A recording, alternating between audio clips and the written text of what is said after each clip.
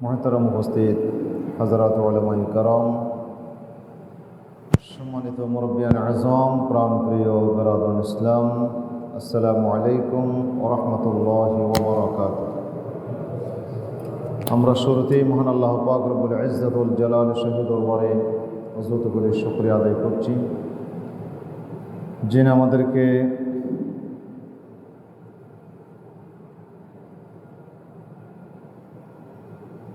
এক ফেসিবাদী শক্তির পতনের পরে আজকের এই তৃতীয় জুমার নামাজে আমাদেরকে শরীক হওয়ার তৌফিক এনায়েত করেছেন। আমরা সে মহান মুনিবের দরবারে শুকরগুজার হচ্ছি, সকলে পড়ছি আমরা আলহামদুলিল্লাহ। আমরা গত 2 জুমা ধরে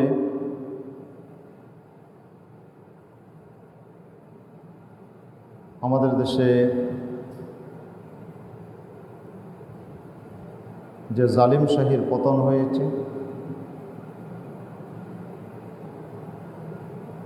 এবং নতুন বাংলাদেশের যে সূর্য উদিত হয়েছে,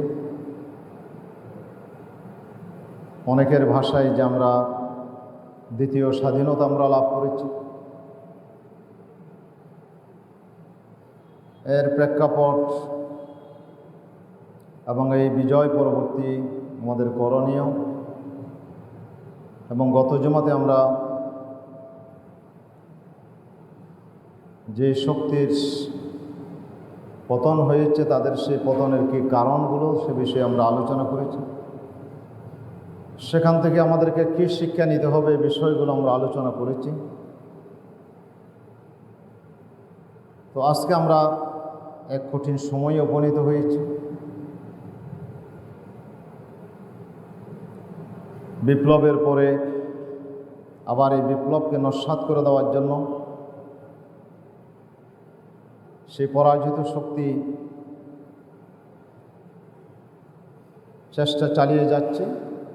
এটি ইতিহাসেরই একটি অংশ যে রাসূল সাল্লাল্লাহু আলাইহি ওয়াসাল্লাম যখন মক্কা বিজয় করেছিলেন, মক্কা বিজয়ের পরে পুরো আরব জাহানে যখন বিজয় সূচিত হলো, বিনা যুদ্ধেই বিজয় এসে গেল, তখন কাফেরেরা এই বিজয়কে নস্যাৎ করে দেওয়ার জন্য তারা তয়েফের পার্শ্ববর্তী হুনাইন নামক এলাকায় তারা সেই তয়েফের বনু সাকিব গোত্রসহ মক্কার সেই পলাতক কাফিরেরা সবাই একজোট হয়ে তারা মুসলমানদের উপর আক্রমণ করার জন্য চেষ্টা করেছিল। এবং সেটাকে প্রতিহত করার জন্য রাসূল সাল্লাল্লাহু আলাইহি ওয়াসাল্লাম সেদিন মদিনা থেকে যে 10,000 এসেছিল মুসলমান, তাদেরকে সাথে করে আরও 2,000 মুসলিম যারা মক্কা বিজয়ের পরে ঈমান এনেছেন, এই 12,000 সৈন্য নিয়ে হুনাইনের প্রান্তরে রাসূল সাল্লাল্লাহু আলাইহি ওয়াসাল্লাম যুদ্ধে লিপ্ত হয়েছিলেন। আর এই যুদ্ধে মুসলমানরা একটু অহংকার, একটু অহমিকা তাদের ভিতরে এসে গেছিল। যেহেতু ইতিপূর্বে যতগুলো যুদ্ধ হয়েছে সব যুদ্ধে মুসলমানদের সংখ্যা ছিল কম আর কাফিরদের সংখ্যা ছিল বেশি, ডবল, 3 ডবল, 4 ডবল এভাবে। কিন্তু এটা হচ্ছে একমাত্র যুদ্ধ যেখানে মুসলমানদের সংখ্যা বেশি আর কাফিরদের সংখ্যা কম। কাফির হচ্ছে মাত্র 4,000 আর মুসলমান হচ্ছে 12,000। মুসলমানদের সংখ্যা কিন্তু কাফিরদের চাইতে 3 গুণ। তো মুসলমানদের ভিতরে একটু ধারণা আসলো যেহেতু ইতিপূর্বে যুদ্ধে আমরা কম ছিলাম, তারপরও আমরা বিজয় হয়েছি, আর এই যুদ্ধে তো আমরা সংখ্যায় বেশি, প্রথম ধাক্কাতেই আমরা বিজয় লাভ করব। এই ধরনের একটি গর্ব অহংকার মুসলমানদের ভিতরে এসেছিল, যার কারণে প্রথম দিকে কাফিরদের মারের আঘাতে মুসলমানরা দাঁড়াতেই পারে নাই, মুসলমানরা পালাতে শুরু করল। রাসূল সাল্লাল্লাহু আলাইহি ওয়াসাল্লামকে ময়দানে ফেলে মুসলমানরা পালিয়ে যাচ্ছিল। আল্লাহ রাসূল ডাক দিয়ে বলছিলেন, আনান নাবিয়্যু লা কাযিব আনা ইবনু আব্দুল মুত্তালিব। হে মুসলমানরা, যাচ্ছ কোথায়? আমি তো ভণ্ড পয়গাম্বর নয়, আমি তো সত্য পয়গাম্বর, আর আমি তো আব্দুল মুত্তালিবের সন্তান, মক্কার সবচেয়ে বীর বাহাদুর সে আব্দুল মুত্তালিবের ঘরেই তো আমার জন্ম হয়েছে, আমি তো পালিয়ে যেতে পারি না। রাসূল সাল্লাল্লাহু আলাইহি ওয়াসাল্লাম আবার ডাক দিলেন, সাহাবায়ে কেরাম আবার আসলো, আবার সংগঠিত হয়ে আবার যুদ্ধ হলো, আর সেই যুদ্ধে মুসলমানরা বিজয় লাভ করল। এবং সেই যুদ্ধের পরে এত গনিমতের মাল আল্লাহ রাসূল পেয়েছিলেন যেরকম গনিমত আর কোনো যুদ্ধে আল্লাহ রসুল পায় নাই। লক্ষ লক্ষ ভেড়া ছাগল গনিমত ইসলামের পতাকা তুলে সমাবেত হয়ে ইসলামকে গ্রহণ করে নিয়েছিল সেই মুসলিমদের মধ্যে আল্লাহ রসুল সব বন্টন করে দিলেন। তাহলে এখান থেকে বোঝা যায় যে বিজয় অর্জন করেই কাজ শেষ হয়ে যায় না, বিজয়ের পরে আবার এই বিজয়কে নস্যাৎ করে দেওয়ার জন্য প্রতিপক্ষ চেষ্টা করেই যাবে, এটা তো স্বাভাবিক বিষয়। সেজন্য আমরা দেখি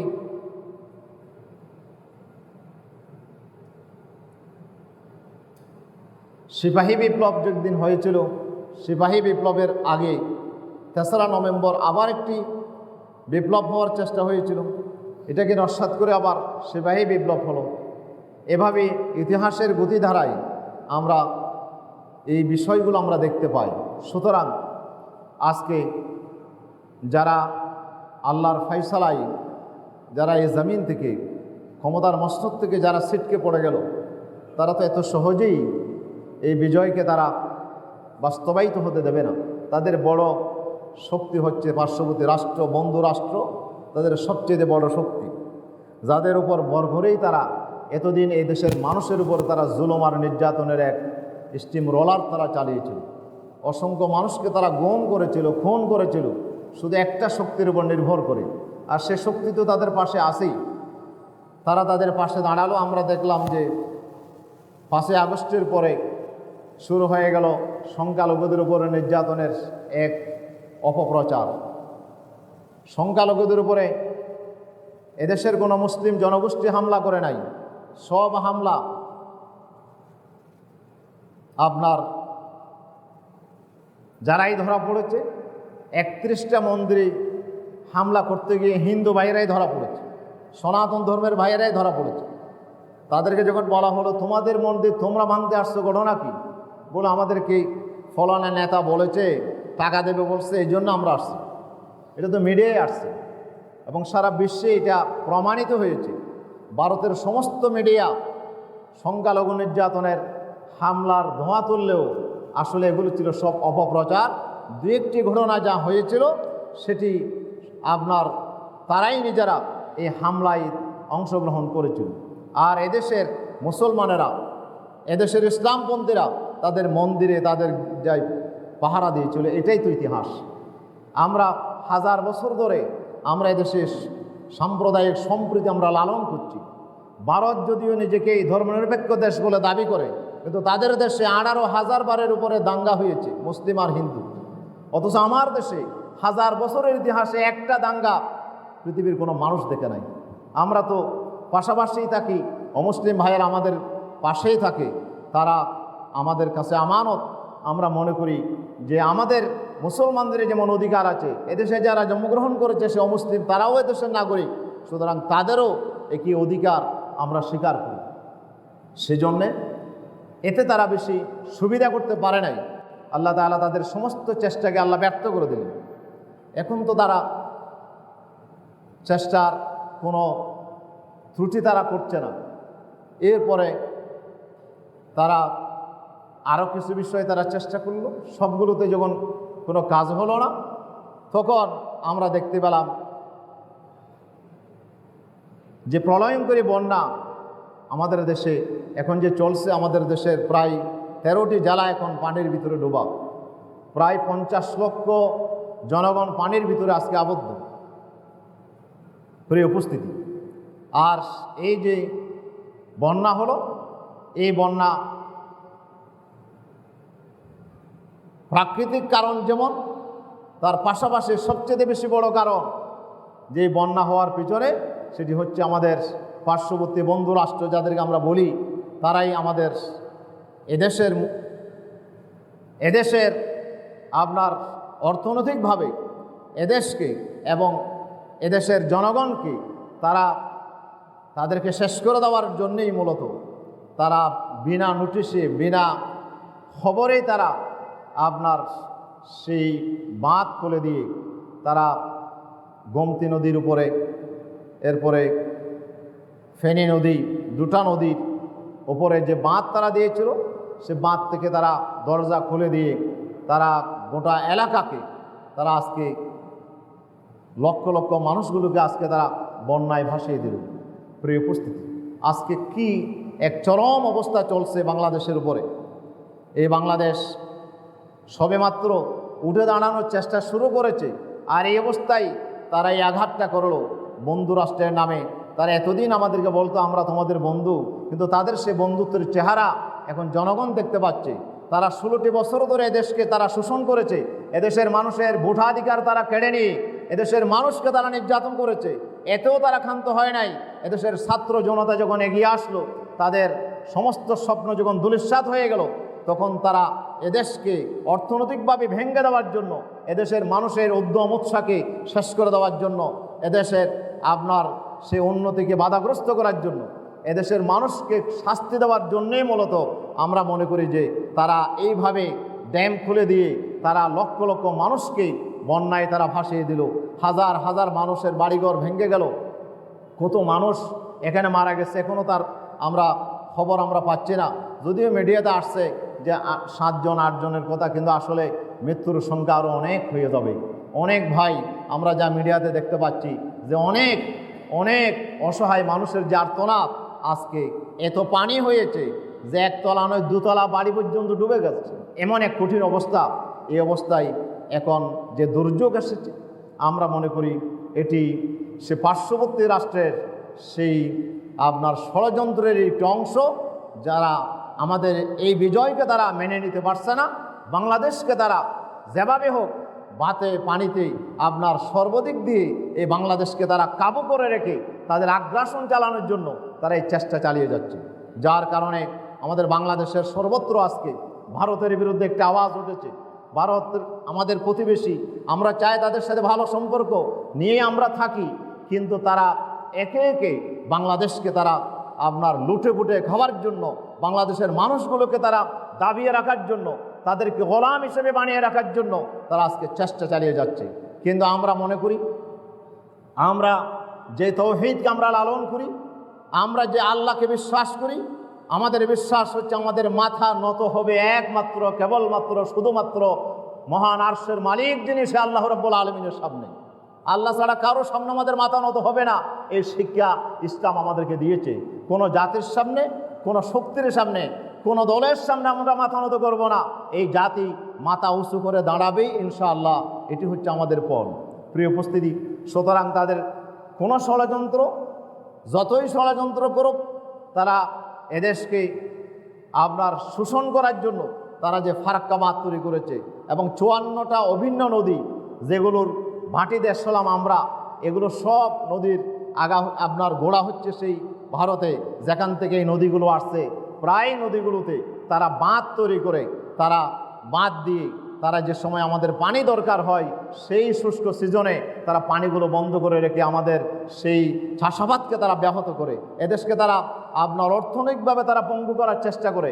এবং তারা বর্ষার সিজনে যখন আমাদের পানির কোনো প্রয়োজন হয় না, তখন এই বদ্ধ পানিগুলোকে একসাথে করে দিয়ে তারা এদেশকে পানির ভিতরে তারা ডুবিয়ে রাখতে চায়।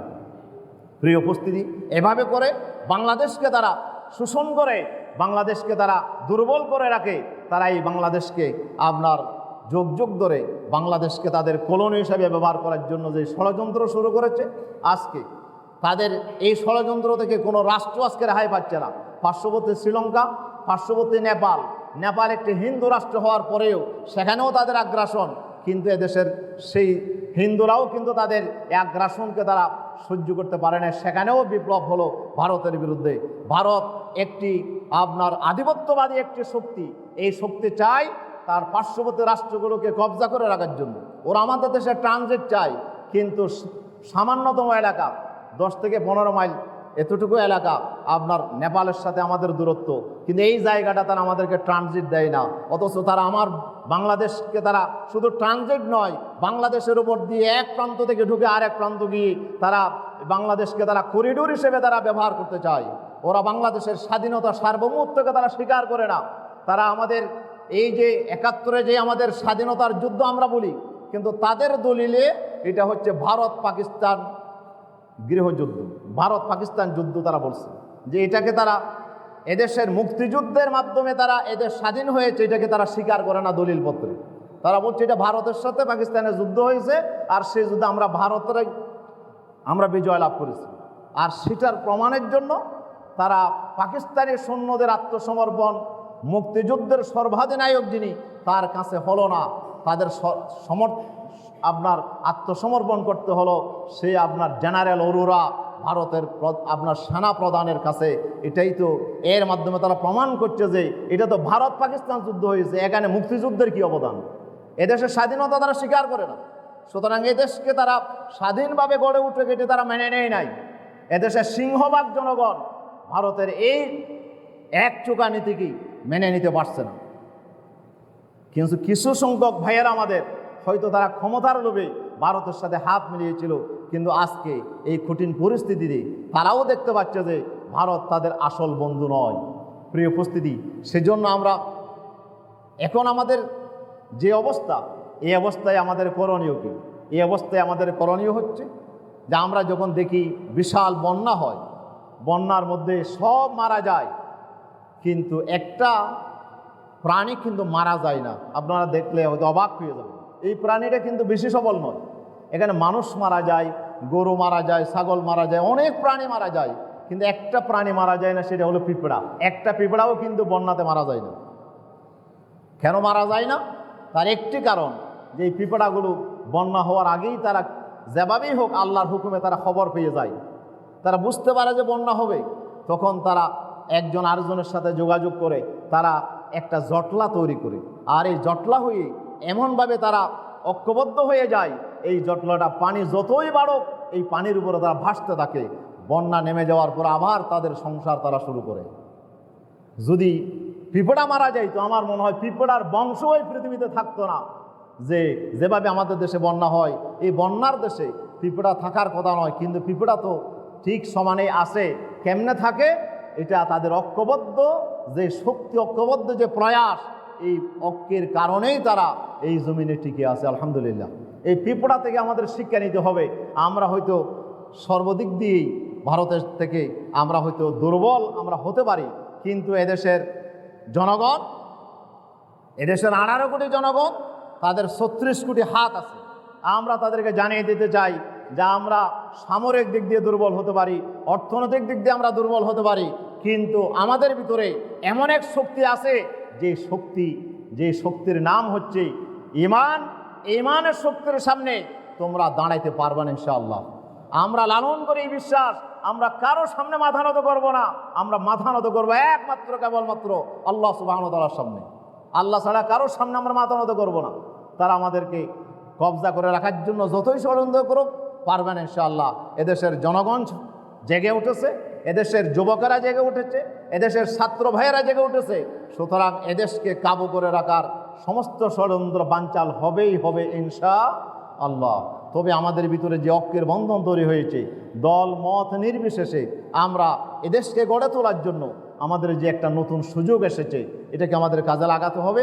এবং এখানে আমাদের কোনো ভাই যদি বিপদগ্রস্ত হয়ে যায়, আমাদের দায়িত্ব হচ্ছে আমরা যেন সেই বিপদগ্রস্ত ভাইয়ের পাশে বাকি ভাইয়েরা যেন আমরা দাঁড়াই। আমাদের ভিতরে যে ঐক্যের বন্ধন, এটাই যেন আমরা দুনিয়াবাসীকে দেখাই দিই যে আমরা হয়তো পৃথিবী থেকে আমরা একটা বিচ্ছিন্ন এলাকায় আছি, কিন্তু আমরা একে অপর থেকে বিচ্ছিন্ন নয়। এটি আমাদেরকে দেখাই দিতে হবে। প্রিয় উপস্থিতি, আল্লাহ সুবহানাহু ওয়া তাআলা আমাদের জন্য যে দিক নির্দেশনা আল্লাহ তাআলা আমাদেরকে দিয়েছেন, সেটি হচ্ছে আল্লাহ সুবহানাহু ওয়া তাআলা, আল্লাহর প্যারা রাসূল বলেছেন, ক্বালান নবী সাল্লাল্লাহু লিল মুমিনি কাল বুনিয়ান ইয়াশুদ্দু বা'দুহু বা'দা। আল্লাহ রাসূল বলছেন ঈমানদার হচ্ছে একটি প্রাচীরের মতো। এই প্রাচীরের এই ওয়ালের মধ্যে অসংখ্য ইট আছে, কিন্তু একটা ইট আর একটা ইটকে এমনভাবে শক্ত করে ধরে রেখেছে যে কোনো ভাই যদি একটা ইটকে ভাঙতে চায়, পুরা ওয়াল খবর হয়ে যায়, পুরা ওয়াল ভেঙে পড়ার জন্য উপক্রম হয়ে যায়। একটা অপরটাকে এমনভাবে মজবুত করে ধরে রেখেছে যে মনে হয় যেন একটা ইট, এখানে সবগুলো ইট মিলে, হাজার হাজার ইট মিলে যেন একটা ইট হয়ে গেছে। যে একটা অপরটার সাথে যে মজবুত সম্পর্ক, এটাই হচ্ছে আল্লাহ রাসূল বলেছেন, এটাই হচ্ছে মুমিনের সম্পর্ক। এই জন্য আল্লাহ রাসূল বলেছেন, আল মুমিনুনা ফি তারাহুমিহিম ওয়া তাওয়াদ্দিহিম, যে একজন ঈমানদার, মাসালুল মুমিনিনা ফি তারাহুমিহিম ওয়া তাওয়াদ্দিহিম, যে পরস্পরের ভালোবাসা, পরস্পরের দয়ার মধ্যে মুমিনদের উদাহরণ হচ্ছে কারাজুলিন ইস্তাকা আইনুহু ইস্তাকা কুল্লুহু, একজন ব্যক্তির মতো, একটা দেহের মতো। পুরা মুসলিম উম্মাহ হচ্ছে একটা ব্যক্তির মতো। একটা ব্যক্তির শরীরে অনেক অর্গান আছে, অনেক অঙ্গ প্রত্যঙ্গ আছে। এখানে মাথা আছে, এখানে চোখ আছে, কান আছে, হাত আছে, পা আছে, এক একটা আলাদা আলাদা অঙ্গ। কিন্তু সেই অঙ্গগুলো এমনভাবে একটার সাথে একটা এমনভাবে আল্লাহ তাআলা লাগিয়ে দিয়েছেন যে পুরা বডিটা মিলে একটা বডি, পুরা অংশগুলো মিলেই একটা বডিতে পরিণত হয়েছে। আল্লাহ রসুল বলেছেন যে ইনস্তাকা আইনুহু ইস্তাকা কুল্লুহু, এখানে চোখ যদি ব্যথা করে পুরা শরীর ব্যথা করে, সুবহানাল্লাহ। মাথা যদি ব্যথা করে পুরা শরীর তার জন্য ব্যথিত হয়ে যায়। এই যে সম্পর্ক স্থাপিত হয়েছে, এই জন্যেই এই দেহটা, এই পুরা শরীরটা মিলেই একটা শরীরে পরিণত হয়েছে, একটা দেহে পরিণত হয়েছে। মুমিনদের উদাহরণ হচ্ছে গোটা বিশ্ব মুসলিম, এরা হচ্ছে কি একটা দেহের মতো, সুবহানাল্লাহ। এদের উপরে যখন কোনো আঘাত আসবে তখন আরেকজন বসে থাকবে না, সে মনে করবে যে আমার উপরে আঘাত আসছে। আমরা যেন মনে না করি যে আমাদের কক্সবাজারে তো এরকম কোনো বন্যা হয় নাই, হয়তো ফেনীতে হয়েছে, নোয়াখালীতে হয়েছে, হয়তো সিলেটে হয়েছে, অন্য জায়গায় হয়েছে, কিন্তু না তো আমরা বাংলাদেশে যারা জন্মগ্রহণ করছি, অন্যান্য মুসলমান তো ওদের সাথে আমাদের একই সম্পর্ক, কিন্তু বাংলাদেশের মুসলমানরা আমার প্রতিবেশী, এই হিসাবে আমাদের সাথে তাদের সম্পর্কটা আরেক গুণ বেশি। অন্যান্য মুসলমানের চাইতেও আমাদের ভিতরে তাদের অধিকারটা আমাদের কাছে আরও এক গুণ বেশি, যে আমাদের প্রতিবেশী, আমাদের এই দেশেরই নাগরিক। সুতরাং আমার দেশের নাগরিকরা কষ্টে থাকবে আর আমরা আরামে থাকবো, এটা হতে পারে না। আমাদের দায়িত্ব হবে ওদের পাশে দাঁড়ানো। আমাদের কি করণীয়? আমাদের প্রথম করণীয়, যেটি আমাদের ভাইয়েরা আলহামদুলিল্লাহ এটার প্রমাণ দিয়েছে, যে যেভাবে পারে সেভাবে এই বন্যাগ্রস্ত বন্যার্থ ভাইদেরকে অনেক ভাই আটকে পড়েছে। হঠাৎ করে পানি বেড়ে গেছে, এটা তো কোনো আর সিগন্যালের আপনার ঘূর্ণিঝড় নয় যে সিগন্যাল বাড়তে বাড়তে আস্তে আস্তে বন্যা হয়েছে, জলোচ্ছ্বাস হয়েছে, এমন নয় যে এটা হঠাৎ করে পানি আসছে। রাতের আঁধারেই ওরা বিনা খবরেই বিনা নোটিশেই তারা আপনার সেই বাঁধ খুলে দিয়ে, তারা ড্যামের সেই দরজা খুলে দিয়ে, এই আপনার রাতের 12টার পরে 1টার দিকে তারা খুলে দিয়ে, মানুষ যখন ঘুমন্ত তখনই তারা দরজা খুলে দিয়ে লক্ষ লক্ষ মানুষকে তারা পানিবন্দি করছে। হাজার হাজার বাড়িঘর তারা ডুবে গেছে, মানুষ কোথায় যাবে কোনো রাস্তা খুঁজে পাচ্ছে না। এদেশে এই এলাকায় বন্যা এরকম হয় নাই কোনো সময়, ওদের কাছে বন্যার কোনো প্রস্তুতি তাদের ছিল না। বিনা প্রস্তুতিতে বিনা নোটিশে এই পানি আসার কারণে অনেক ভাই আটকা পড়েছে, যে যেখানে আছে সেখানে বের হতে পারছে না, আসতে পারতেছে না। অনেক বৃদ্ধ, অনেক বয়স্ক, অনেক নারী, অনেক শিশুরা, আজকে কি করুণ অবস্থা। একটা গাছে দেখলাম যে আপনার পুরা বিলের মাঝখানে একটা গাছ, ওই গাছের মধ্যে 7-8 জন মতো উঠছে। ওরা চিল্লাচ্ছে যে কিভাবে এখন গাছটা ভেঙে গেলেই তো ওরা পানির মধ্যে ডুবে যাবে, এরকম কঠিন অবস্থা। এভাবে কত মহিলা এখানে পানিতে ডুবে যাচ্ছে, কত ভাই স্রোতে হারিয়ে যাচ্ছে। আজকে কি কঠিন এক অবস্থা, প্রিয় উপস্থিতি। এই জন্য যারা আটকা পড়েছে তাদেরকে উদ্ধার করার জন্য ইতিমধ্যে আমাদের চট্টগ্রাম থেকে এবং বিভিন্ন জেলা থেকে ভাইয়েরা স্পিড বোট নিয়ে আপনার তাদের বোট নিয়ে তারা এগিয়ে গেছে এবং তাদের উদ্ধার করার জন্য চেষ্টা করছে। এবং আমাদের দেশের এই গর্বিত সেনাবাহিনী, ওনারাও আলহামদুলিল্লাহ, নৌবাহিনীর সদস্যরা নেমেছে, ওনার চেষ্টা করতেছে, কিন্তু চেষ্টার পরেও অনেক ভাই আটকা পড়ে আছে। হয়তো অনেকে খবর পাচ্ছে না, এখানে বিদ্যুৎ বিচ্ছিন্ন হয়ে গেছে, এখানে আপনার নেটে কোনো কাজ করছে না, কঠিন এক অবস্থা চলছে। এই জন্য আমরা যতটুকু পারি আমরা এখান থেকে হলেও সহযোগিতা করতে পারি। ওদের এই করুণ আর্তনাদ এটা আমরা শেয়ার করে হয়তো আমরা ছড়িয়ে দিতে পারি, আর এক ভাইকে আমরা ওদেরকে হয়তো নাম্বারগুলো কালেকশন করে দিতে পারি, যেভাবেই হোক আমরা তাদের পাশে দাঁড়াইতে পারি ইনশাআল্লাহ। এই জন্য আমাদের প্রথম দায়িত্ব হবে আটকে পড়া ভাইদেরকে উদ্ধার করা, আটকে পড়া ভাইদেরকে আপনার এদেরকে নিরাপদ স্থানে নিয়ে যাওয়া। এরপরে 2 নাম্বার আমাদের দায়িত্ব হচ্ছে যারা অসহায় হয়ে পড়েছে, ঘর থাকার পরও এখন ঘর নাই থাকার, আপনার ওরা খাবার থাকার পরও তাদের এখন কিছু নাই। কালকে ছিল কোটিপতি, কালকে ছিল লক্ষপতি, আর আজকে তারা ভিখারি হয়ে গেছে। এই মানুষগুলোকে ত্রাণ দেওয়া, তাদেরকে খাবার সামগ্রী দেওয়া, তাদেরকে বিশুদ্ধ পানি সরবরাহ করা, তাদের চিকিৎসা সামগ্রী দেওয়া, এগুলো আমাদের জন্য সবচেয়ে বড় দায়িত্ব হয়ে পড়েছে। রাসূল সাল্লাল্লাহু আলাইহি ওয়াসাল্লাম হাদিস শরীফে বলেছেন, আব্দুল্লাহ ইবনে আমর ইয়ানু হাদিস বর্ণনা করেছেন যে এক লোক আল্লাহ রাসূলকে প্রশ্ন করেছে, আইয়ুল ইসলামে খায়রুন ইয়া রাসূলুল্লাহ, হুজুর ইসলামের মধ্যে কোন কাজটা বেশি উত্তম? আল্লাহ রাসূল বললেন যে আনতুতিমাত তুআমা ওয়া তুকরিয়াস সালাম আলা মান আরাফতা ওয়া মান লাম তারিফ, যে সবচেয়ে আমার ইসলাম বলাতে আল্লাহ তাআলা বলছেন ফালাকতা হামাল আকাবাতা ওয়া মা আদরাকা মাল আকাবা ফাক্কু রাকাবাতিন আও ইতআমুন ফি ইয়াউমিন যি মাসগাবাহ ইয়াতীমান যা মাকরাবাতিন আও মিসকিনান যা মাতরাবাহ সুম্মা কানা মিনাল্লাযীনা আমানু ওয়া তাওয়াসাউ বিস-সাবরি ওয়া তাওয়াসাউ বিল মারহামাহ। আল্লাহ তাআলা বলছেন ফালাকতাহামুল আকাবা, সে কেন দুর্গম উপত্যকা পাড়ি দিল না? ওমা আদরাকামাল আকাবা, হে রাসূল আপনি কি জানেন দুর্গম উপত্যকা সেটা কি?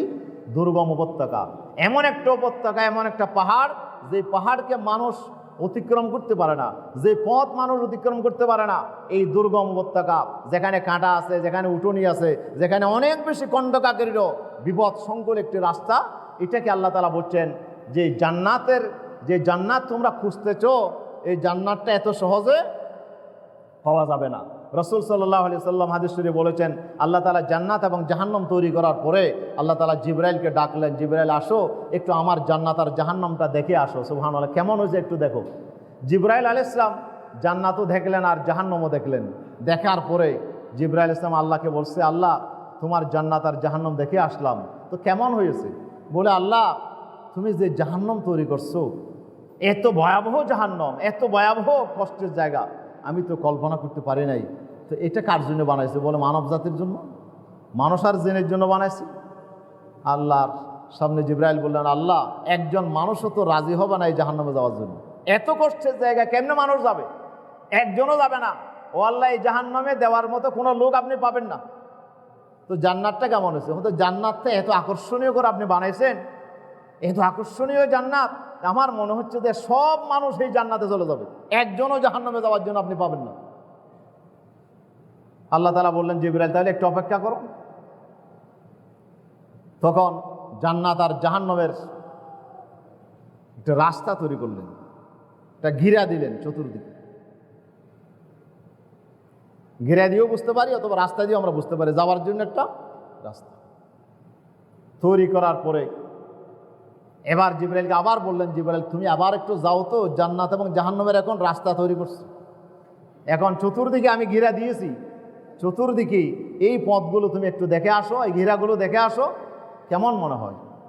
তখন যাওয়ার পরে এগুলো দেখে জিবরাইল আলাইহিস সালাম বললেন, আল্লাহ আমি তো মনে করছিলাম সব মানুষ জান্নাতে যাবে, কিন্তু দেখি তুমি যে রাস্তা তৈরি করছো, এটা তো এত বিপদসংকুল রাস্তা, এত ভয়াবহ রাস্তা, এটা অতিক্রম করে আমার মনে হচ্ছে খুব কম সংখ্যক মানুষ যাওয়ার চেষ্টা করবে, বেশি সংখ্যক মানুষ যেতে চাইবে না। এটা এত ভয়াবহ একটি ভয়ানক রাস্তা তুমি তৈরি করছো, আর জাহান্নামের যেই আকর্ষণীয় রাস্তা তুমি বানাইছো, আমার তো মনে হয় এই জাহান্নামকে তো মানুষ দেখে নাই, শুধু রাস্তা দেখেই মানুষ যাওয়ার জন্য পাগলপাড়া হয়ে যাবে। এই কষ্টের জায়গা দিয়ে, রাস্তা দিয়ে মানুষ যাবে না, ওই আরামদায়ক রাস্তা দিয়েই মানুষ দলে দলে মানুষ জাহান্নামে চলে যাবে। আমার মনে হচ্ছে অধিকাংশ মানুষগুলো জাহান্নামের দিকে চলে যাবে, যেহেতু জাহান্নামের রাস্তা বড় আকর্ষণীয় করে বানাইছে। আল্লাহর পেয়ারা রাসূল বলছেন, ক্বালান নবী সাল্লাল্লাহু আলাইহি ওয়াসাল্লাম, হুফফাতিল নারু বিশ-শাহাওয়াত ওয়া হুফফাতিল জান্নাতু বিল মাকারিহ। আল্লাহ রাসূল বলছেন, জাহান্নামের ঘিরা দেওয়া হয়েছে, জাহান্নামের রাস্তা তৈরি করা হয়েছে, পথ তৈরি করা হয়েছে, সংযোগ সড়ক তৈরি করা হয়েছে খুব বেশি আপনার বিশ-শাহাওয়াত, মনের চাহিদা মতো, মনের আরজু মতো, আপনার মন চাই এরকম আকর্ষণীয় রাস্তা আল্লাহ তাআলা তৈরি করছেন। আকর্ষণীয় আপনার বেষ্টনী দিয়েছেন জাহান্নামের চতুর্দিকে, এগুলো দেখেই মানুষ সেদিকে চলে যাবে, এই জাহান্নামের পথে মানুষ ধাবিত হবে। আর শয়তান তো আছেই, তার কথা তো এত মিষ্টি, সে ধোঁকাবাজ যত আছে তাদের কথা বেশি মিষ্টি, ধোঁকাবাজদের কথা বেশি মজা। এই জন্য জাহান্নামের এই কষ্টের জায়গার রাস্তা দেখে সে কোটি কোটি মানুষগুলোকে সে বিভ্রান্ত করবে, বলে যে এটাই আরামদায়ক, এটাই সুযোগ, এটাই বেশি আকর্ষণীয়। তোমার মার্সিডিজ গাড়ি এত সুন্দর আকর্ষণীয় গাড়ি, এইটা ভাঙ্গাচোরা রাস্তা দিয়ে গেলে তো ভেঙে যাবে, এটা তুমি পারবে না ওই রাস্তা দিয়ে, এটা খুব বিপদসংকুল রাস্তা, তোমার এই রাস্তা দিয়ে যাও। বলে না না, ওই রাস্তা তো জান্নাতের রাস্তা নয়। জান্নাতের রাস্তা নাকি ওই যেটা কষ্টদায়ক রাস্তা দেখা যায়, এটা নাকি জান্নাতের রাস্তা। বলে তোমাকে কে বলছে? বলে ওই যে হুজুর একটা বলছে। আল্লাহ রাসূল বলছেন, জান্নাতের রাস্তার প্রথম মঞ্জিল আমি রাসূল দাঁড়িয়ে আছি। সুবহানাল্লাহ। জান্নাতের এই রাস্তার শেষ মঞ্জিল হচ্ছে জান্নাত, আর প্রথম মঞ্জিল আমি রাসূল দাঁড়িয়ে আছি। আর প্রত্যেক পথিককে বলতেছি তুমি সোজা রাস্তা দিয়ে যাও, তাহলে জান্নাত পৌঁছে যাবে। সুবহানাল্লাহ। তখন আল্লাহ রসুল একটি রেখা টানলেন, একটি রেখা টেনে সোজা একটি রেখা, এই রেখার ডানে বামে আরও কিছু রেখা রসুল্লাহ টানলেন। সাহাবায়ে কেরাম জিজ্ঞেস করেন, রাসূল আপনি কি করতেছেন? বলে আমি জান্নাত এবং জাহান্নামের রাস্তা দেখাচ্ছি তোমাদেরকে। সুবহানাল্লাহ। এই যে সোজা রাস্তা যেটা টানলাম এটি হচ্ছে জান্নাতের রাস্তা। এই রাস্তার প্রথম মাথায় আমি রসুল দাঁড়িয়ে আছি, তোমাদেরকে ডাকতেছি আসো, জান্নাতে যেতে হলে এই রাস্তা দিয়ে যাও। এই রাস্তার শেষ মাথা জান্নাত। আর ডানে বামে যে রেখাগুলো টানছি এগুলো হচ্ছে জাহান্নামের রাস্তা। এগুলো প্রত্যেকটা মাথায় দাঁড়িয়ে আছে ইবলিস এবং ইবলিসের সেলারা, সেখানে দাঁড়িয়ে থাকে। সে মানুষকে রাস্তা দিয়ে, জান্নাতের রাস্তা দিয়ে যখনই সে যাওয়া শুরু করবে তখনই শয়তানের সেলা ধরবে, তুমি যাচ্ছ কোথায়? বলে জান্নাতে। দেখছো রাস্তার কন্ডিশন? ওদের দেখছি তো এই রাস্তা দিয়ে কেমনে যাবা? হামাকা যাইতে চাইলে কি সুন্দর রাস্তা দেখো ডানে বামে, এই রাস্তা দিয়ে গেলেই তুমি জান্নাতে পৌঁছে যাবে। আমি বলছি জান্নাতে যাবে। এখন তার মিষ্টি কথায় মানুষ বিভ্রান্ত হয়ে যাবে। তখন মানুষগুলো যখন এই বাম রাস্তায় বামে নামবে তখন এই মানুষগুলো জাহান্নামের দিকে ধাবিত হতে থাকবে। আর সেই মঞ্জিলে যখন পৌঁছে যাবে তখন জাহান্নাম তার সামনে উপস্থিত হয়ে যাবে, সেখান থেকে ফিরে আসার কোনো সুযোগ নাই। প্রিয় উপস্থিতি, জান্নাতের রাস্তা খুবই কণ্টকাকীর্ণ, খুবই বিপদসংকুল রাস্তা, অর্থাৎ ভয় পাওয়ার কোনো কারণ নাই। এই রাস্তা কি এমন রাস্তা যে রাস্তা দিয়ে আর কোনো মানুষ যায় নাই? আল্লাহ বলে হ্যাঁ গিয়েছে। কোন মানুষ গিয়েছে? সিরাতাল্লাযীনা আন'আমতা আলাইহিম গায়রিল মাগদুবি আলাইহিম ওয়ালাদ-দাল্লিন। জান্নাতের এই রাস্তা দিয়ে গেছেন, ইহদিনাস সিরাতাল মুস্তাকিম। এই সোজা রাস্তা যেটা জান্নাতের রাস্তা, এই রাস্তা বিপদ সংকুল হলেও, কঠিন হলেও এই রাস্তা দিয়ে গেছেন আল্লাহর নিয়ামতপ্রাপ্ত বান্দারা। নিয়ামতপ্রাপ্ত বান্দা কারা? আল্লাহ বলেছেন উলাইকাল্লাযীনা আন'আমাল্লাহু আলাইহিম মিনান নাবিয়্যিনা ওয়াস-সিদ্দীকিনা ওয়াশ-শুহাদাই ওয়াস-সালিহিন। আল্লাহ বলছে 4 শ্রেণীর মানুষ আমার জান্নাতের রাস্তা দিয়ে গেছে। 1 নাম্বার নবীরা গেছে, পয়গম্বর আলাইহিস সালামগণ এই জান্নাতের রাস্তা দিয়ে গেছে। এই কঠিন বিপদ সংকুল রাস্তা দিয়ে ওনারা গেছে। ওনাদের জীবনে শুধু বিপদ আর বিপদ। সুবহানাল্লাহ। আপনি নবীদের জীবনী স্টাডি করে দেখেন, ওনাদের জীবনে শুধু বিপদ আর বিপদ। ওনাদের জীবনে কি যে বিপদ আসছে। আমার রাসূলের জীবন কি এত আরামদায়ক ছিল? আমার রাসূলের জীবন কি আরামদায়ক ছিল? 40 বছর আরামে ছিল। যখনই নবুয়তের দায়িত্ব শুরু করলো তখনই আমার নবীর উপরে কঠিন অবস্থা শুরু হয়ে গেল। আমার নবীর উপরে মারধর আসলো, জুলুম নির্যাতন আসলো, নবীকে আঘাত করা হলো, নবীর নাম পরিবর্তন করা দেওয়া হলো, মুহাম্মদের জায়গায় ওনাকে বলা হলো মুজাম্মাম। উনি প্রশংসিত নয়, উনি নিকৃষ্ট আর নিন্দিত, ঘৃণিত মানুষ। এইভাবে নাম পরিবর্তন করে দিল। আমার নবীকে আঘাত করা হলো। আল্লাহ রাসূল যখন নামাজে দাঁড়াতেন হেরমের মধ্যে গিয়ে, তখন কাফেরেরা আমার নবী যখন সিজদায় যেতেন তখন উটের নাড়িবুড়ুগুলো না আমার নবীর শরীর মুবারকে চাপাইয়ে দিত। ওনারা আমার নবী যখন নামাজে দাঁড়াইতেন, এক কাফের এসে আমার নবীর গলার মধ্যে চাদর দিয়ে এইভাবে এমন টান দিলেন যে আমার নবী যেন ফাঁস খেয়ে মরে যায়। সুবহানাল্লাহ। তখনই হযরত আবু বকর সিদ্দিক দৌড়ে আসলো, বলে যে তুমি আমার নবীকে হত্যা করতে চাচ্ছ? আমি আবু বকর বেঁচে থাকতে তোমার এই স্বপ্ন পূরণ হতে দেব না। এক ধাক্কা দিয়ে তাকে ফেলে দিলেন, আমার নবীকে বাঁচালেন। সুবহানাল্লাহ। আমার রাসূল সাল্লাল্লাহু আলাইহি ওয়াসাল্লাম কত বিপদে আমার নবী পড়েছেন।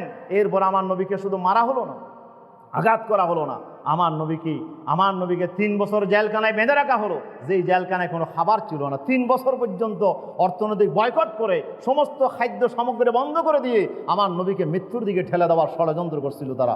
এরপরও তারা পারে নাই। আমার নবীকে চলে যেতে হলো তায়েফে। আল্লাহ রাসূল রক্তাক্ত হয়ে সেদিন তিনি আবার মক্কায় ফিরে আসছিলেন। এরপরে আল্লাহ রাসূল সাল্লাল্লাহু আলাইহি ওয়াসাল্লামের জীবনে আরও কঠিন সময় আসলো। মক্কার কাফেররা নবীকে হত্যা করার জন্য পার্লামেন্ট আইন পাস করলো। দারুন নদওয়া যেটা এখন ফুনদুকেন আপনার দারুত তৌহিদ আছে, আল্লাহর ঘরের পাশে যেটা দারুত তৌহিদ বর্তমানে আছে, এটা হচ্ছে আবু জেহেলের পার্লামেন্ট। এটার নাম ছিল দারুন নদওয়া। এই পার্লামেন্টে বসে সে সিদ্ধান্ত গ্রহণ করলো মুহাম্মদকে এই জমিন আর রাখা যাবে না, তাকে হত্যা করতে হবে, তাকে শেষ করে দিতে হবে। মক্কার প্রত্যেকটি গোত্র থেকে বাছাই করা দল গঠন করে আমার রসুলকে হত্যা করার চেষ্টা করলো। রসুলের ঘর ঘেরাও করা হলো। আল্লাহ রসুলকে বললেন, ও রসুল, আপনাকে আমি নিরাপদে মদিনায় পৌঁছাই দেবো। সুবহানাল্লাহ। আপনি এক্ষুনি বের হন। বলে মক্কার কাফেররা ঘর ঘেরাও করছে। বলে ভয় পাইও না, আমি আল্লাহ তো তোমার সাথে আছি। সুবহানাল্লাহ। আল্লাহ তাআলা আমার নবীকে তাদের মাঝখান থেকে বের করে নিলেন। আল্লাহ বলেন ওয়াজআলনা মিন বাইনি আইদিহিম সাদ্দা ওয়া মিন খালফিহিম সাদ্দা ফাগশাইনাহুম ফাহুম লা ইউবসিরুন। হে রাসূল, আমি তাদের সামনে এবং তাদের পিছনে আমি ওয়াল তৈরি করে দেব, ওরা আপনাকে দেখবে না। ফাগশাইনাহুম ফাহুম লা ইউবসিরুন, ওরা আপনাকে দেখতে পাবে না, তাদের চোখের সামনে দিয়ে আপনি চলে যাবেন, কিন্তু তাদের চোখের সামনে আর পিছনে আমি আল্লাহ তোমার মাঝখানে একটা ওয়াল করে দেবো, এই ওয়ালের কারণে ওরা দেখবে না। সুবহানাল্লাহ। আল্লাহ তাআলা ঠিকই তাদের মাঝখান থেকে রসুলকে বের করে নিলেন। রসুল্লাহকে তারা আপনার বের হওয়ার সময় ওরা বুঝতেই পারল না রসুল্লাহ চলে গেছেন। ঘরে ঢুকে দেখলো যে মুহাম্মদ সাল্লাল্লাহু আলাইহি ওয়াসাল্লাম নাই, তখন তারা তালাশ করা শুরু করলো, খুঁজতে খুঁজতে গাড়ে সুর পর্যন্ত, জবলে সুরের সেই গুহার মুখ পর্যন্ত গেল। ওখানেই আল্লাহ রসুলকে ওরা মনে করছে যে পদচিহ্ন দেখে দেখে ওরা গেল সেখানে, আর বললো যে মুহাম্মদ হয়তো গর্তে ঢুকেছে, আর নয়তো এখান থেকে আকাশে উঠে গেছে। কিন্তু গর্তে ঢুকেছে, রাতের বেলায় যদি গর্তে ঢুকি, কিন্তু রাতের এই গর্তের মুখে তো দেখা যাচ্ছে মাকড়সার জাল। আল্লাহ বলছে মাকড়সাকে তাড়াতাড়ি জাল বোনো। সুবহানাল্লাহ। আর কবুতরকে বললেন ডিম পাড়ো। তখন আবু জাহল চিন্তা করলো মুহাম্মদ এখানে ঢুকলে তো মাকড়সার জাল থাকতো না, এখানে ডিম পারতো না, এটা তো সম্ভব না, মনে হয় এখান থেকে হয়তো কোথাও চলে গেছে। শয়তান আসতেছে দৌড়ে দৌড়ে আবু জাহলকে বলার জন্য, একটু উঁকি মেরে দেখো মুহাম্মদ ভিতরে আছে। সুবহানাল্লাহ। এই কথা বলার জন্য ইবলিস দৌড়ে দৌড়ে আসতেছে। আল্লাহ জিবরাইলকে বললেন, জিবরাইল যাও, এক থাপ্পড় দাও। এক থাপ্পড় দিয়ে জিবরাইল ইসলাম শয়তানকে তাহাত সরাই ফেলে দিলেন। আমার রাসূলকে বাঁচালেন কে? আল্লাহ সুবহানাহু ওয়া তাআলা। আমার রাসূল 3 দিন পর্যন্ত গারে সুরে ছিলেন, আর সেখান থেকে রাসূলুল্লাহ চলে গেলেন মদিনাতে। মদিনায় যাওয়ার সময়ে আবু জাহেল কিন্তু ঘোষণা দিল যে 100 উট পুরস্কার দেব মুহাম্মদকে, যে ধরে এনে দিতে পারে, তার কল্লা এনে দিতে পারে, 100 উট পুরস্কার দেব।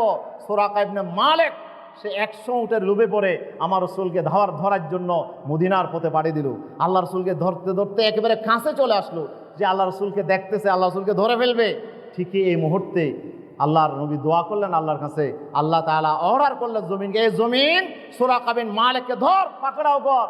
সুরাকার নিচের দিকে দাবিয়ে যাচ্ছে, পাথরের জমিন নিচের দিকে ঢুকে যাচ্ছে। সুরাকা বুঝতে পারলো সময় শেষ। আল্লাহ রাসূলের কাছে মাফ চাইলো, মুহাম্মদ আমি তোমার কাছে মাফ চাই, আর তোমার বেয়াদবি করবো না, আমি চলে যাব। আল্লাহ রাসূল দোয়া করলেন, মুক্তি পেল। আবার তার ভিতরে লোভ আসলো 100 উটের, আবার রাসূলের দিকে ধাবিত হতে চাইল। এভাবে কয়েকবার এই ঘটনা ঘটলো। পরিশেষে সে তওবা করলো, মুহাম্মদ আর জীবনে তোমাকে ধরবো না, আর পথে যাকেই পাবো তাকে বলবো যে মুহাম্মদ এই রাস্তা দিয়ে যায় নাই। এভাবেই তো আমার রাসূলকে আল্লাহ নিরাপদে মদিনায় পৌঁছালেন। আর সে মদিনায় পৌঁছার পরেও তো আবু জাহেল ক্ষান্ত হলো না। অস্ত্র কালেকশন করার জন্য 50,000 স্বর্ণ মুদ্রার তহবিল গঠন করে অস্ত্র আনার জন্য আবু সুফিয়ানকে সিরিয়ায় পাঠিয়েছিল। আর সেই কাফেলাকে গতিরোধ করার জন্য রাসূল সাল্লাল্লাহু আলাইহি ওয়াসাল্লাম 313 জন সাহাবী নিয়ে রাসূলুল্লাহ বের হয়েছিলেন, যার পরিপ্রেক্ষিতে আবু জাহেল এই কাফেলাকে রক্ষা করার জন্য 1000 সৈন্য নিয়ে মক্কা থেকে বের হয়েছিল। সে আবু জাহেলের 1000 সৈন্যের সাথে আমার রাসূলের সাথে যুদ্ধ হলো। আর সেই যুদ্ধে আল্লাহ আবু জাহেলকে এক শিক্ষা দিলেন। এভাবেই তো বদর হলো, উহুদ হলো, খন্দক হলো। আমার রাসূলের জীবন কি শান্তিময় ছিল? বেশি আরামে ছিলেন আমার রাসূল? না, কষ্টদায়ক। কেন? এটা জান্নাতের রাস্তা। এই রাস্তা দিয়ে রাসূলুল্লাহ, যে রাস্তায় 3 বছরের জেলখানা আছে, যেই রাস্তায় তায়েফের ময়দান আছে, যেই রাস্তায় বদরের যুদ্ধ আছে, যেই রাস্তায় উহুদের যুদ্ধ আছে, এইটাই জান্নাতের রাস্তা। আর আপনি মনে করছেন নামাজ দোয়া পড়ে তসবিহ তাহলিল পরে সোজা ব্যস্তে চলে যাবেন? এত সস্তায় ব্যস্ত আল্লাহ দেবেন না। আল্লাহ বলছে আমার জান্নাত বড় দামি জান্নাত। এই জান্নাত কিনতে হলে স্বাধীনতা দামি, যার জন্য হাজার হাজার মানুষকে রক্ত দিতে হচ্ছে, জীবন দিতে হচ্ছে। এটা রক্তে কেনা স্বাধীনতা, এটা যেমন দামি, আল্লাহ বলছে আমার জান্নাত তার চাইতে আরো বেশি দামি। এই জান্নাত পেতে হলে হাজার হাজার মানুষকে জীবন দিতে হবে, রক্ত দিতে হবে, তোমার কোরবানির নাজরান এখানে পেশ করতে হবে।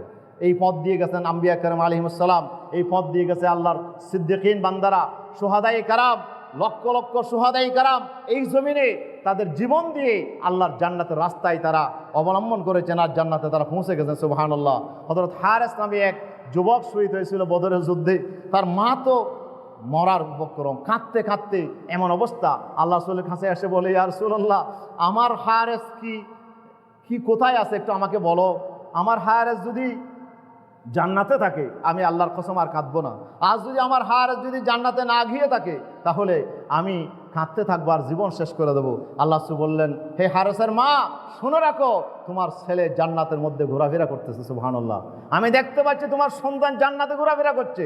তখন তার কান্না বন্ধ হয়ে গেল। এটাই তো সাহাবায়ে কেরামের জীবনী। ওরা দুনিয়ার চাইতে বেশি শাহাদাতকে বেশি তারা আপন করে নিয়েছিল। লক্ষ লক্ষ মুসলমান তাদের জীবন দেওয়ার জন্য প্রস্তুতি নিয়েছিল। এটাই জান্নাতের রাস্তা। এই জান্নাতের রাস্তা কণ্টকাকীর্ণ রাস্তা, বিপদ সংকুল রাস্তা। এই রাস্তা দিয়ে যেতে হবে। প্রিয় উপস্থিতি, এই জন্য ফলাক্তাহামল আকাবা, আল্লাহ বলছে এই উপত্যকা দিয়ে গেল না কেন? আমাদরাকামল আকাবা, নবী আপনি জানেন এই উপত্যকা কি? এই যে বিপদসঙ্গ রাস্তা, এটা কি? এটা হচ্ছে ফাক্কু রাকাবাতিন আও ইতআমুন ফি ইয়াউমিন যী মাসগাবা।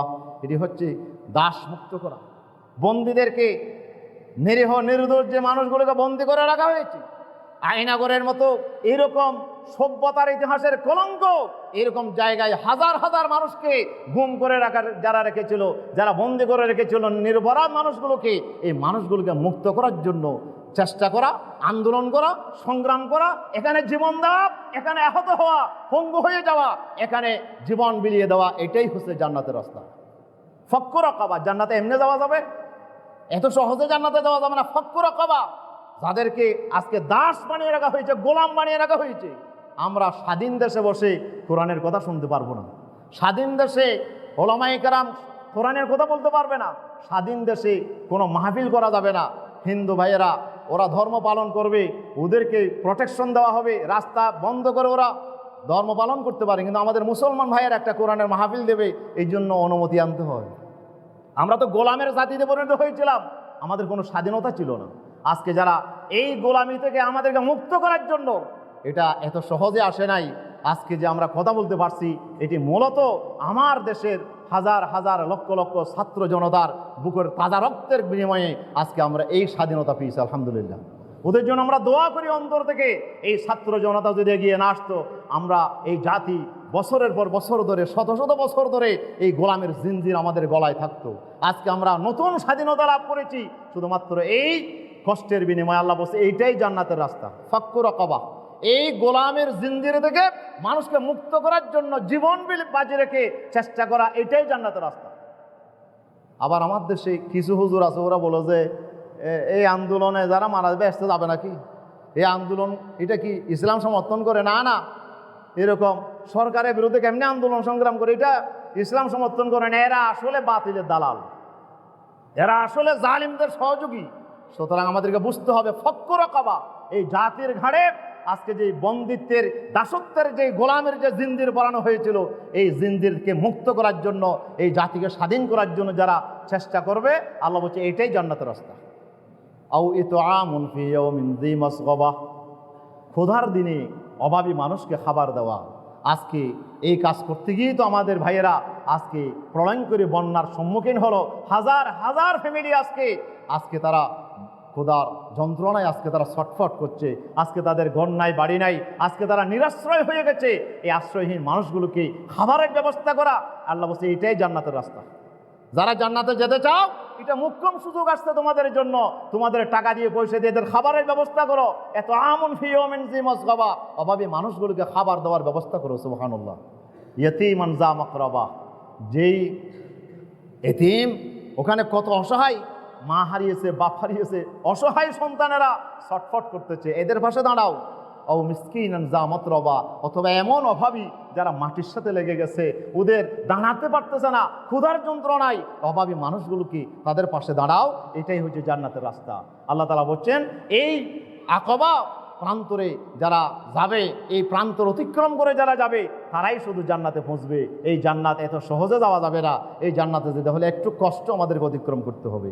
এজন্য এখন বর্তমান সময়ে তাদের জন্য আমাদের করণীয় হচ্ছে তাদের জন্য ত্রাণের ব্যবস্থা করা, তাদের জন্য কিছু খাবারের ব্যবস্থা করা, বিশুদ্ধ পানির ব্যবস্থা করা।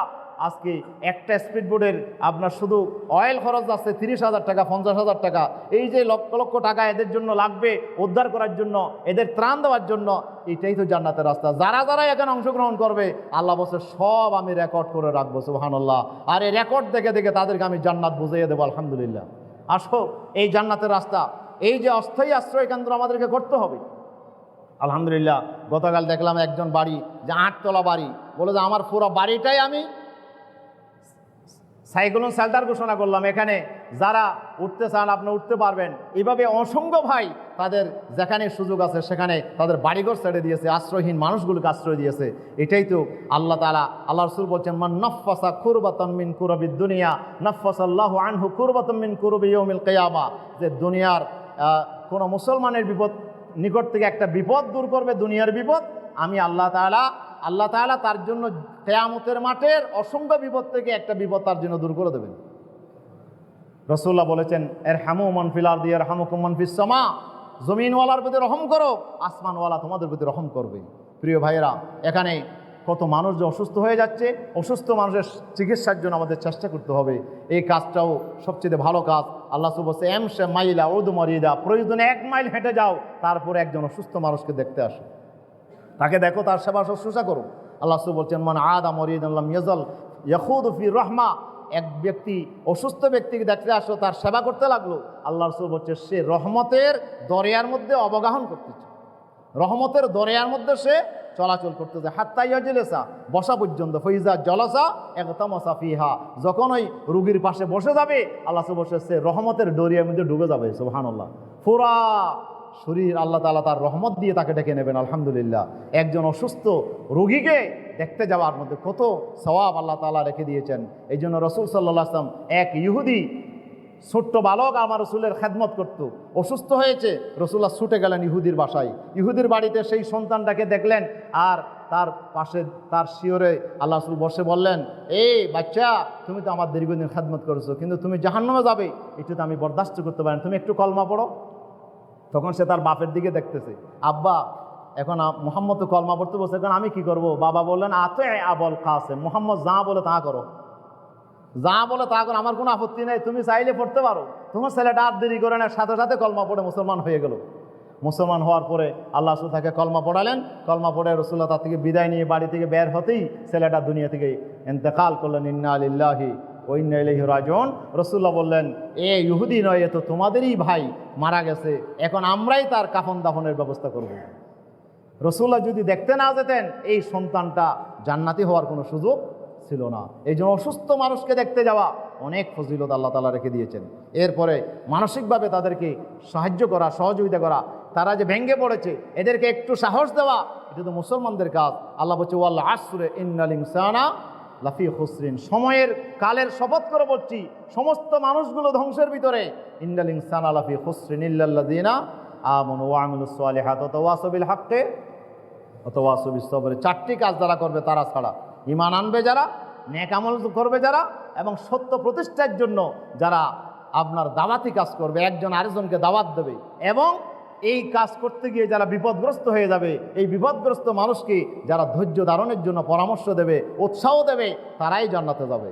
প্রিয় উপস্থিতি, আসুন এই যে কাজগুলো আল্লাহ তাআলা আমাদের জন্য করেছেন, আল্লাহ তাআলা বলছেন, ওয়ালা নাবলুওয়ান্নাকুম বিশাইয়্যিম মিনাল খাউফি ওয়াল জু। আল্লাহর এখানে বড় হিকমত আছে। হয়তো আল্লাহ তাআলা আমাদেরকে একটু পরীক্ষা নিতে চাই, জাতিকে পরীক্ষা নিতে চাই, হাজার হাজার মানুষ থেকে, লক্ষ লক্ষ মানুষ থেকে আল্লাহ পরীক্ষা নিতে চাই। এই পরীক্ষায় আমাদেরকে পাশ করতে হবে, সেজন্য আমাদেরকে তাদের পাশে দাঁড়াতে হবে। আলহামদুলিল্লাহ, ইতিমধ্যেই অনেক সংস্থা তাদের পাশে দাঁড়িয়েছেন, রাজনৈতিক দলগুলো দাঁড়িয়েছেন অনেকেই, এবং আসুন্নাহ ফাউন্ডেশন, শেখ আহমদুল্লাহ সাহেব সহ এখানে আরও অনেক স্বেচ্ছাসেবী সংগঠন তাদের পাশে দাঁড়িয়েছে। আলহামদুলিল্লাহ, আমাদের অনেক প্রবাসী ভাইয়েরা তাদের সাহায্যের হাত বাড়িয়ে দিয়েছে। এই জন্য আসুন আমরাও কিছু তাদের জন্য আমরা সাহায্যের হাত বাড়িয়ে দিই, তাদের জন্য আমরা দোয়া করি। 7ম নম্বর হচ্ছে, তাদের জন্য আমাদের প্রাণ ভরে দোয়া করতে হবে। আল্লাহ যেন এই বিপদ থেকে আমাদের জাতিকে যেন আল্লাহ হেফাজত করেন, আল্লাহ যেন এই বিপদ থেকে তাদেরকে মুক্ত করেন। এই জন্য আমি আপনাদের কাছে আপনার করজোড়ে আমি নিবেদন করব, আপনার যাওয়ার সময় যতটুকু পারেন, আমাদের ছাত্র বৈষম্য বিরোধী ছাত্র আন্দোলনের ভাইয়েরা এখানে আসেন, আপনারা যাওয়ার সময় যতটুকু পারেন আপনার সহযোগিতা করবেন ইনশাআল্লাহ। আপনাদের জাকাতের টাকা এখানে দিতে পারবেন, আপনার যাদের জাকাত আছে আপনারা ইচ্ছে করলে এখান থেকে দিতে পারেন। আজকে এই সময়টা বড় বড় একটা মুখ্যম সময়, যে অসহায় মানুষের পাশে আমরা দাঁড়াবো ইনশাআল্লাহ। আমাদের অভাবী ভাইয়েরা ওরা হয়তো বিপদগ্রস্ত হয়েছে, কিন্তু আমরা যদি তাদের পাশে দাঁড়াই, হয়তো তাদের মানসিকভাবে তারা শান্তি পাবে, আল্লাহর কাছে আমরা তার উজরত পাবো ইনশাআল্লাহ। আমি মনে করি আপনারা কেউই বাদ যাবেন না, সবাই তারা আপনাদের সাধ্য মতো আপনার যাওয়ার সময় তাদের হাতে আপনারা তুলে দেবেন। এই টাকাগুলো একজন অভাবী অসহায় মানুষের কাজে আসবে ইনশাআল্লাহ, হয়তো একটা রোগীর কাজে আসবে, হয়তো একটা শিশুর কাজে আসবে। এই জন্য আমরা কেউই বাদ যাব না, সবাই আমরা সহযোগিতা করবো। আল্লাহ আমাদের সবাইকে তৌফিক দান করুন, আমিন। সবাইকে ধন্যবাদ জানিয়ে আমার কথা এখানে শেষ করছি। হাজা মা ইনদু আল ইলমুল্লাহ। আসসালামু আলাইকুম ওয়া রাহমাতুল্লাহ।